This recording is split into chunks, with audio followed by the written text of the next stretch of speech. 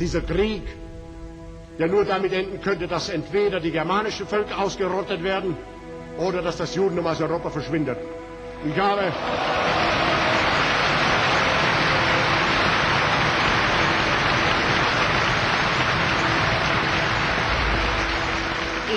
am 3. September im Deutschen Reichstag schon ausgesprochen.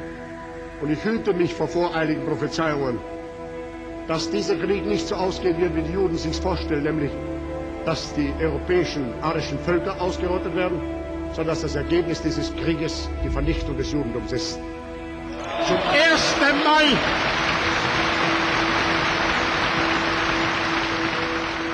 Zum ersten Mal werden nicht andere allein verbluten, sondern zum ersten Mal wird dieses Mal das echt altjüdische Gesetz angewendet, Aug um Aug, Zahn um Zahn.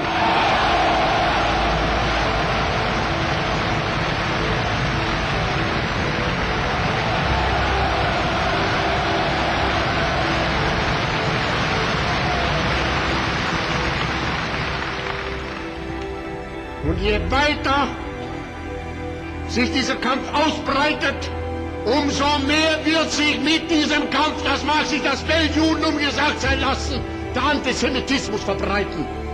Er wird eine Nahrung finden in jedem Gefangenenlager. Er wird eine Nahrung finden in jeder Familie, die aufgeklärt wird, warum sie letzten Endes ihre Opfer zu bringen hat. Und es wird die Stunde kommen, da der böseste Weltfeind aller Zeiten wieder wenigstens vielleicht auf ein Jahrtausend seine Rolle ausgespielt haben wird.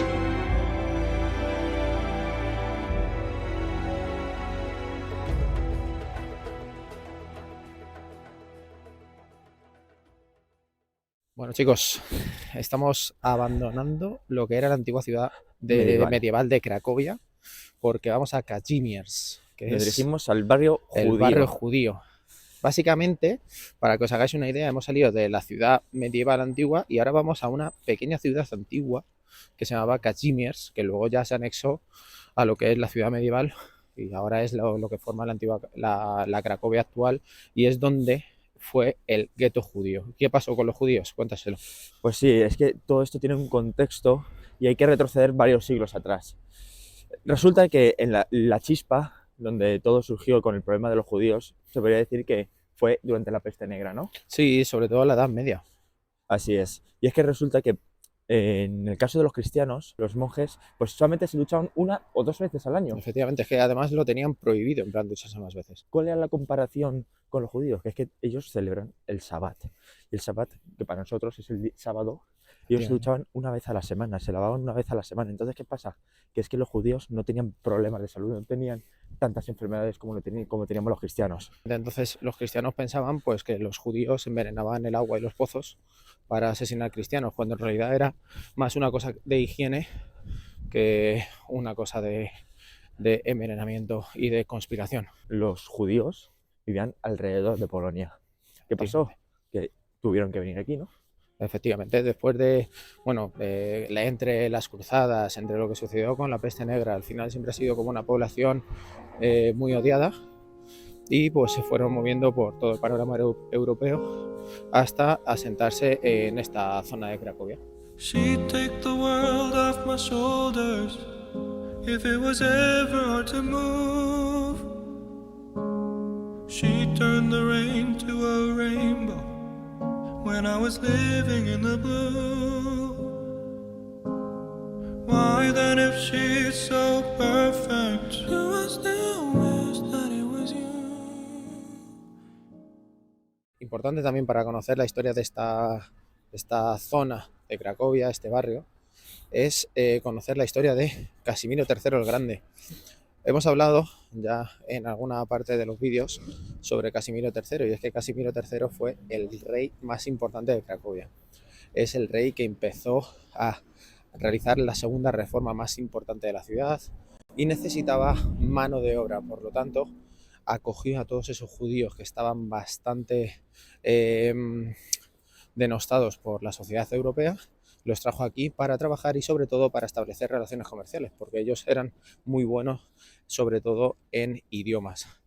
Así que por eso al final decidió construir la ciudad de Kazimierz que es Casimiro en español, pero para posteriormente unirla como un barrio de Cracovia.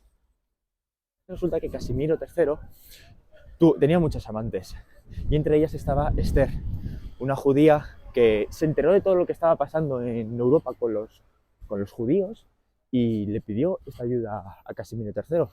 Y así fue como Casimiro III creó esta ciudad.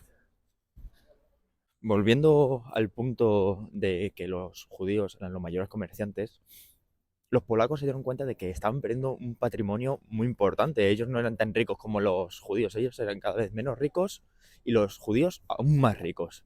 Entonces, ¿qué pasaba? Justamente en esa época hubo un incendio dentro del barrio judío en el siglo XV, en el que se quemó una casa que era de madera y al mismo tiempo, casualmente, se quemaron 9 calles en la ciudad medieval de Cracovia, como la que conocemos hoy en día. Entonces, ¿qué pasó? Puede que fuese un ataque de falsa bandera, pero se les culpó directamente a los judíos y fue ya el no va más. O sea, fueron a por los judíos a muerte. Y entonces se creó un muro que dividía completamente a los judíos de los cristianos. 'Cause sometimes I look in her eyes and that's where I find a glimpse of us. And I try to fall for her touch, but I'm thinking of the way it was. Said I'm fine and said I moved on.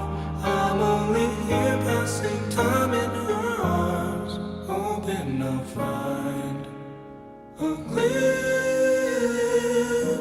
of us. Tell me, save us your glory. Does he laugh the way I did? Is this a part of your story? One that I had never lived?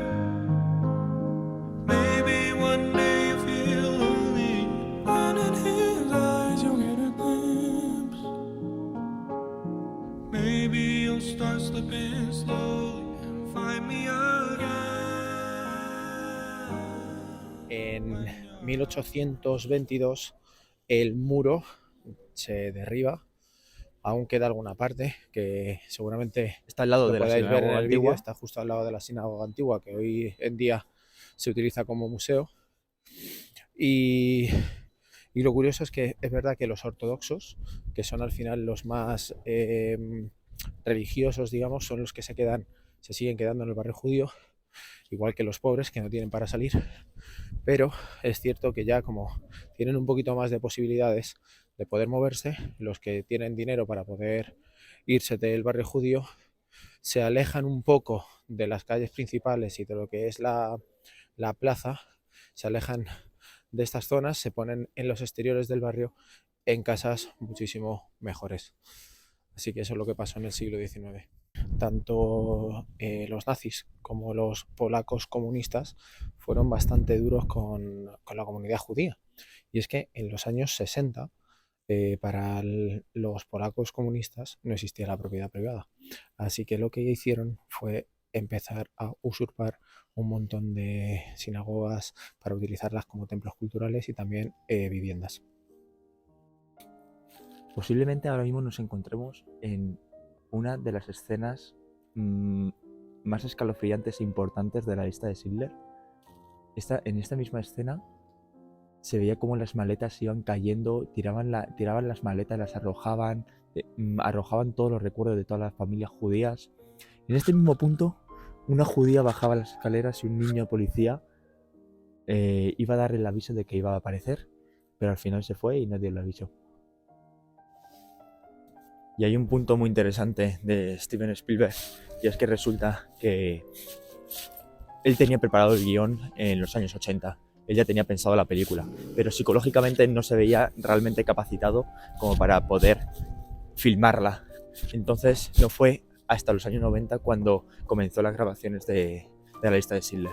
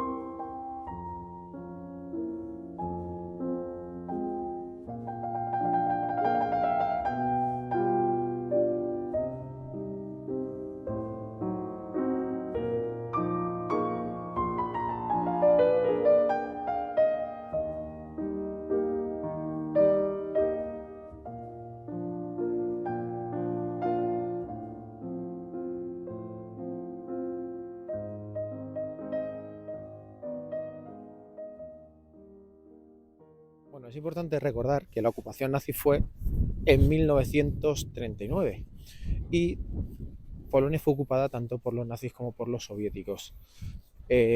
La parte nazi fue la parte más del oeste, mientras que la del este fue más parte de los soviéticos. ¿Qué hicieron los nazis? Dividieron su parte en dos zonas. Una zona que la consideraban histórica de Alemania y otra zona que la llamaron gobierno general. Ese gobierno general fue gobernado por Hans Frank. Ahora mismo nos encontramos posiblemente en la plaza más importante del gueto judío. Es una plaza donde aquí se iniciaban las deportaciones a los judíos. Se podía decidir si se iban a trabajar o se iban directamente a la cámara de gas.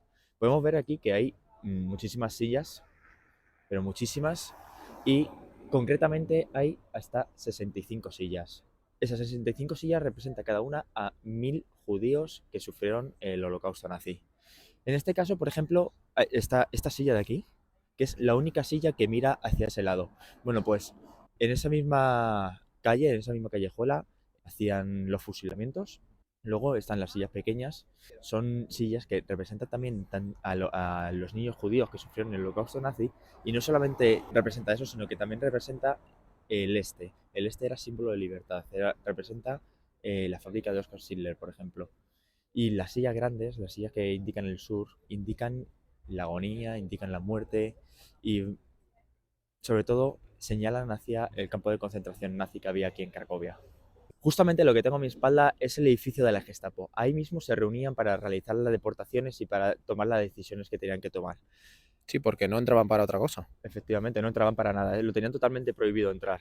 Lo que sí que había era como un consejo de ancianos, un consejo que eran policías que pues las decisiones que tomaban de fuera del gueto las hacían aquí. Y justamente lo que tengo a mis espaldas, nada más enfrente del edificio de la Gestapo, estaba la resistencia del gueto de Cracovia. Y estas losas que hay justamente debajo de mí, puede parecer realmente una tontería, pero es justamente donde se dividía el muro del gueto. Ahora mismo nos estamos dirigiendo a la fábrica de Oskar Schindler, posiblemente uno de los personajes más famosos y más conocidos dentro de Cracovia, ¿verdad? Sí, efectivamente. Es que al parecer salvó a casi 1200 judíos. Y ya no solamente salvó 1200 judíos, sino que también se dedicaba a construir productos para la alimentación, para poder cocinar, etc. Y a finales de la guerra, en torno a 1942, comenzó a fabricar balas para los alemanes. Sí, pero que eran balas que estaban mal hechas a propósito. Eran balas que se encasquillaban en el arma, simplemente por el mero hecho de fastidiar al propio ejército. No me puedo ni imaginar cómo podría vivir esta gente aquí, ¿eh? Y mira con este tiempo, mira cómo está nevando. Y estamos en enero y supuestamente está haciendo buen tiempo. He de decir que en el gueto había 300 casas donde llegaron a vivir hasta 22.000 judíos. Estaban completamente hacinados. Totalmente. Y bueno, es que tal era el caso que incluso había epidemias, o al menos se intentaban evitar epidemias como la del tifus. Y hubo justo a la entrada del gueto un hospital bastante importante. Donde hacían la cuarentena. Efectivamente, donde había grupos de médicos que iban casa por casa vigilando las situaciones de cada judío para así intentar evitar que se propagase esa enfermedad. Y la verdad que hoy en día son bastante reconocidos porque consiguieron salvar a muchísimas personas. People, they can be so unkind. If they're not happy, if they can't speak their mind, but unwind the needle, just a flame. Otra cosa importante que la verdad a mí es lo que me parece todavía más crudo, es que básicamente trataban de pisotear toda cultura de los judíos. Por ejemplo, dijeron que era obligatorio como símbolo de respeto a los judíos ortodoxos, a los que llevasen el gorro, el sombrero, quitarse el sombrero, agachar la cabeza y hacer un símbolo de respeto cuando pasaban al lado de un nazi. Vale, pues se cuenta la historia de un hombre que efectivamente pasó por delante de un nazi. Me estoy llenando de nieve. Pero, ¿vale? escúchame, Es que coño esto está siendo criminal. Pero me está encantando. Bueno, seguimos. Pasó por delante de un nazi, hizo el símbolo, o sea, hizo el saludo cordial de respeto que le decían que había que hacer y le dieron una paliza. Al día siguiente no lo hizo y le dieron otra paliza. Entonces al final esa persona dejó de llevar ese sombrero, es decir, ya estás atentando contra uno de los símbolos y la cultura de esas personas. Acababa de recordar de que tenía un fucking paraguas. Vamos ya. Incluso hay imágenes de nazis cortándole los tirabuzones a judíos ortodoxos mientras se reían de ellos. La ética y la moral de los nazis en aquel momento era realmente demencial. No tenía ningún tipo de sentido lo que estaban haciendo. Estamos yendo ahora mismo a un pequeño trozo que queda del muro del gueto y tiene una peculiaridad, y es que el muro tenía la forma de las lápidas de los cementerios judíos. Es decir, ya los propios nazis estaban avisando cuál era el destino final del judío que estaba dentro del gueto.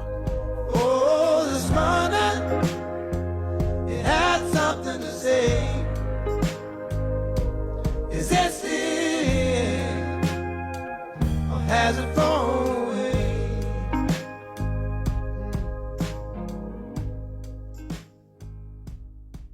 Well, it remind me of a time. Una de las cosas que más nos ha sorprendido del gueto judío es que pensábamos que iba a estar muchísimo más destruido o quizá que todavía manteniese un poquillo la esencia de aquel momento. Pero donde hemos podido observar realmente todo lo sucedido y cómo ocurrió es con esta fachada, que fijaos, está llena de impactos de bala.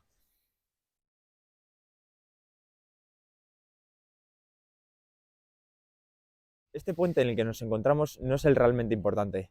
El puente realmente importante de Cracovia es aquel que hay enfrente. Aquel puente de ahí es el puente más antiguo de todo Cracovia. Y no solamente es importante porque era antiguo, sino que también era importante porque por ese mismo puente los judíos atravesaban el barrio judío y entraban al gueto.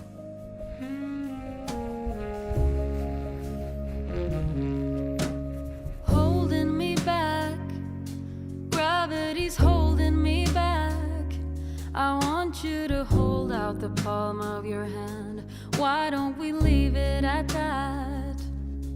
Nothing to say when everything gets in the way. Seems you cannot be replaced, and I am the one who will stay.